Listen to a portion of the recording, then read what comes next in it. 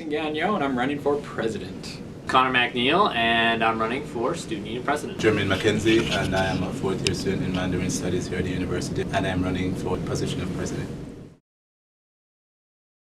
Because I think this student union needs change, and I think I'm the best candidate to bring that change. Making sure the student voice is guiding the union, making sure the university is affordable, and also reestablishing some of the older services that have been cut from the union. Like the exam registry was such a useful service that lots of people use that has fallen off, stuff like that. I think number one is the skill set that I've developed already being part of the student union executive. I think that has made me the best candidate, and not only that, but I think I have the best platform. It's the most well researched. It falls under the portfolio of president the most. It's a very specific platform. There's 10 points that I'm going to do next year, and so I think all of those things combined makes me the best candidate. I think there are several things that make me the best person for this position right now. I've worked closely with many student groups since I've been a student here, primarily with organizing and emceeing the International Student Night, which has become one of the biggest events held on campus. This year we had over 1,400 students and members of the community attending that event. Worked with the Chinese students to help put on their Spring Festival event, and also the MC in that event. I work closely with the Pakistani students in their event, and the African students. I help them with organizing their first event here on campus this year.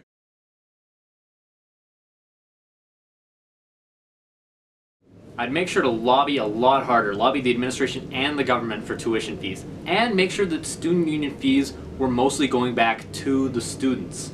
And I'd also make sure that the students had a strong voice in the union. Well, when it comes to student fees winding up back in student hands, like the student union takes $3.5 million in student fees, and like I've been reading some articles from you guys about how some campus groups aren't even getting funding, even though we're still a full month away from the end of the year. They ran out of funds. So $3.5 million, there's not enough to give back to the student groups. I propose, one of my concrete propositions is to cut the $29,000 URSU salary that executives earn and give all that money right back to the student groups so they can afford to run events. And when it comes to making sure the students have a strong voice in the union, I'd make sure we were holding polls on important issues and having monthly open meetings. URSU board meetings are open, but people aren't really specifically invited to go to them. These would be meetings that were just to ask student opinion on issues. Focus a lot more on the advocacy, and I'd like to really professionalize our advocacy. Right now, the government doesn't really listen to us. Nobody really listens to us because we're too focused on saying we want lower tuition. But we really got to refine our message, and we have to be very specific on what we want and how we want it done. Because saying that we want lower tuition just isn't cutting it anymore. We need to come up with a plan and present it to the right people. I think a big thing is moving the organization towards a more activist position, primarily with the issue of tuition, which is a huge issue here. Right now, Saskatchewan on average has the second highest tuition in all of Canada. I actually like to say that we are probably the most expensive jurisdiction, especially if you're from a lower income family, because if you look at what's happening in Ontario recently, where the government has passed legislation where families earning under $50,000, their children are able to access a 4-year grant. So basically they're going to school for free. In Saskatchewan, we don't have that type of arrangement.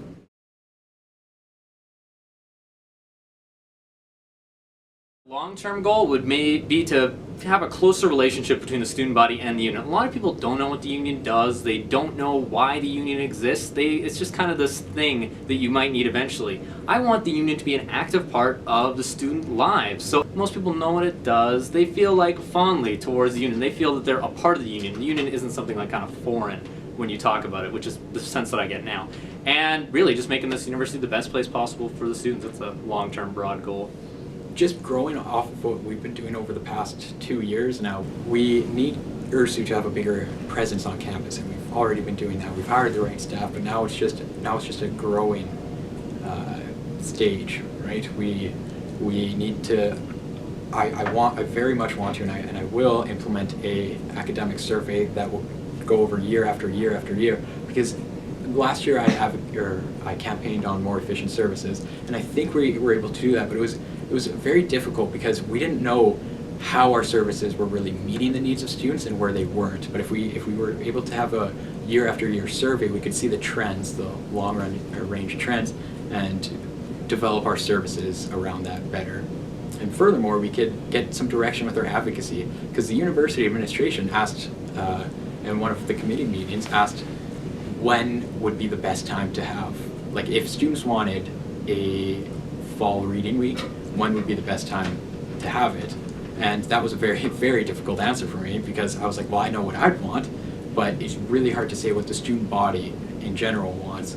So I think having an annual academic survey where we can ask these kind of questions and anticipate where our advocacy is going to take us would be a huge step in developing the student union positively. Goals, as I said, is definitely to get URSU to become a more organized and activist student union. You know, we have to start putting the student interest first and aggressively defend it. You know, I think for the longest time, the attitudes of URSU towards student issues has been rather bland, to say the least. You know, they've not really, I think they've forgotten what the purpose of a union is. And I think that is something that we need to start looking at. I think if URSU cannot find ways to win battles for students, the students will not show any interest. And we see that in the voter turnout year after year after year after year, right? Their students here don't know what URSU is. That's an indictment on the union. I definitely want to reach out to the students, connect with them, you know, and make them believe that this is an organization that works for students. So, as I said, definitely become more activists in our approach to defending student interests, reaching out to students, you know, make our operations more inclusive, so that international students feel as if they have a part to play within the running of the organization, and also benefit more from the services that are being offered.